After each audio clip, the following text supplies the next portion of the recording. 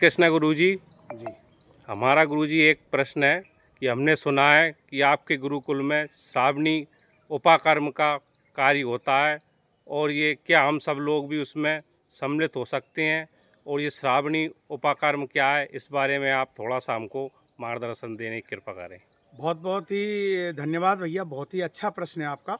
ये श्रावणी उपाकर्म एक सनातन संस्कृति की और हमारे वेद शास्त्रों की एक ऐसा कार्य है, इस कार्य को प्रत्येक यज्ञोपवीतधारी को वर्ष में एक बार अवश्य करना चाहिए। श्रावणी उपाकर्म में हम हेमाद्रि करते हैं, प्रायश्चित्त संकल्प करते हैं और यहाँ समस्त ग्रहों की और देवी-देवताओं का हमारे वैदिक रीति से पहले पूजन होता है। श्रावणी उपाकर्म में यज्ञोपवीत चेंज किया जाता है, नया यज्ञोपवीत धारण किया जाता है और इसमें हेमाद्रि जो करते हैं, हेमाद्रि में गौमूत्र है, गंगा जल है, गऊ का गोबर है, बामी की मिट्टी है, तीर्थों की मिट्टी है, सभी तीर्थों का जल है, भस्म है, दही, दूध, शहद, घी, गंगा जल, सर्वौषधि आदि से एक-एक चीज़ के सारे इनके मंत्र हैं। इनसे पूरे वैदिक मंत्रों से स्नान कराया जाता है और जब हेमाद्रि होती है, जब दंश विधि स्नान होता है, तो व्यक्ति ऐसा हो जाता है धवल, निर्मल, पवित्र। एक जो सफ़ेद कोरा कागज होता है, उसकी तरह उसका पूरा व्यक्तित्व और पूरा शरीर हो जाता है। उसमें अभी तक उसने जितने भी पाप कर्म किए हैं, सारे पापों से उसकी निवृत्ति हो जाती है, क्योंकि इसमें प्रायश्चित्त संकल्प होता है।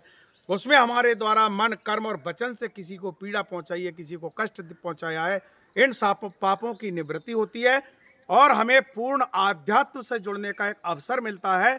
तो हमारे गुरुकुल श्री परशुराम संस्कृत वेद विद्या गुरुकुल कुंभराज में हमारे विद्वान आचार्यों के द्वारा ये कार्य संपन्न करवाया जाएगा कल 9 अगस्त को।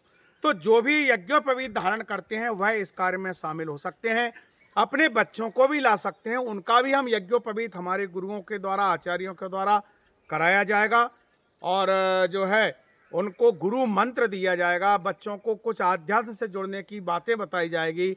तो ये जो उपाकर्म श्रावणी और जो इसकी जो रीति है, इसका जो नियम है, इसका जो एक विधि है, बहुत ही पवित्र और बहुत ही शानदार और सनातन संस्कृति की ऐसी विधि है। इसको करने से व्यक्ति वर्ष भर तक पूर्ण रूप से शांति अनुभव करता है और वह आध्यात्म से जुड़ जाता है। तो मैं ये कहूँगा आप सभी आ सकते हैं, हमारे इस कार्य में सम्मिलित हो सकते हैं। आपसे यहाँ किसी प्रकार की शुल्क नहीं ली जाएगी, ये पूर्णतः निःशुल्क है। समस्त पूजन सामग्री हमारे यहाँ उपलब्ध है। जय श्री कृष्ण। जी गुरुजी, बहुत बहुत धन्यवाद, आपने बहुत अच्छी ज्ञानवर्धक जानकारी दी।